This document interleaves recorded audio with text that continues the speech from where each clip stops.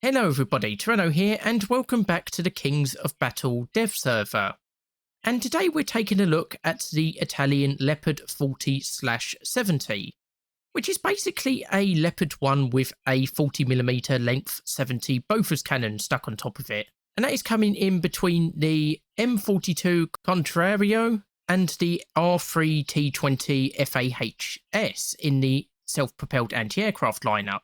Now, as far as I'm aware, this was basically a one-off prototype, and you can kind of see why it didn't do particularly well or, go beyond a prototype, because as much as I love the Bofors, I mean, I had family members who trained on the Bofors, it's not a particularly effective weapon in the modern jet era. Well, it's not an effective weapon without modern radar and fire control systems. This looks like it's just been plonked on top and you just have to manually aim it, which does not particularly strike me as a very effective way for dealing with modern jet aircraft. Which is why, thankfully, it's only battle rating 4.3 in War Thunder.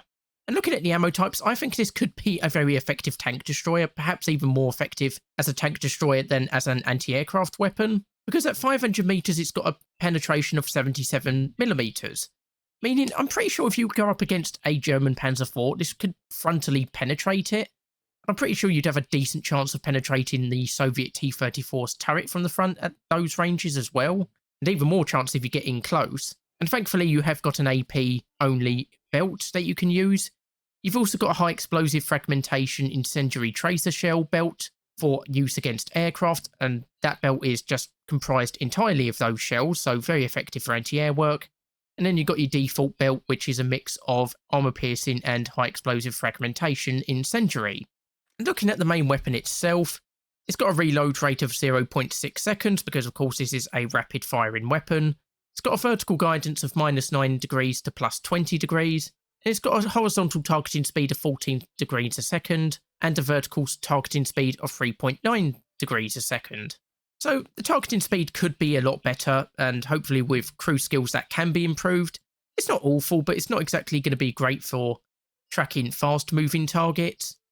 And if we move to the armour, well, the majority of the crew are basically exposed.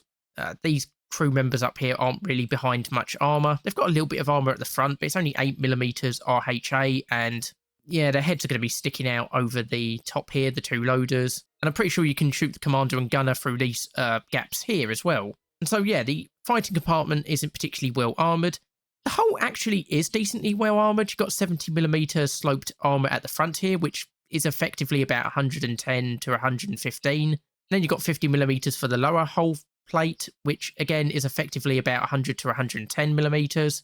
The sides are about 30 to 35mm, which isn't great, but again, that's to be expected on most tanks, and the rear is only 25mm.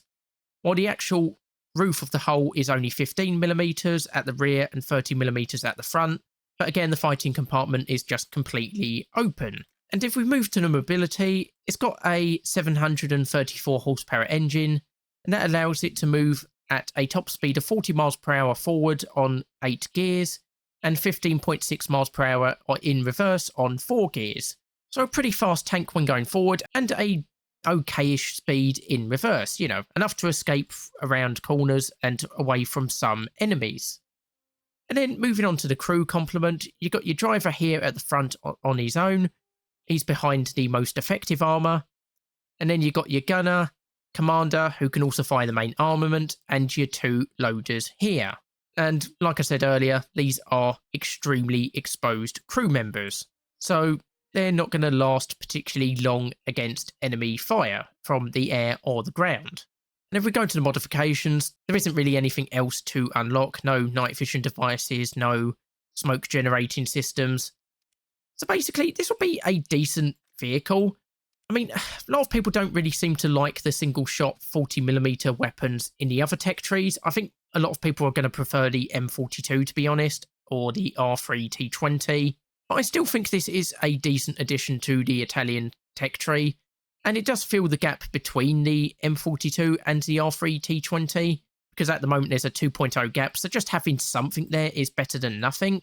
Now, unfortunately, I can't take this out for a test drive because I haven't got this far down the Italian tech tree. But like I say, this will probably perform about the same as other 40mm armed vehicles. And yeah, like I say, I don't think this will be the most popular vehicle in the world, but I think it's still a good addition for those who prefer to have a harder hitting weapon than the faster firing but weaker 20mm vehicles like the M42. So anyway, I hope you've enjoyed this episode. Hopefully you'll join me for the next episode on the Kings of Battle dev server.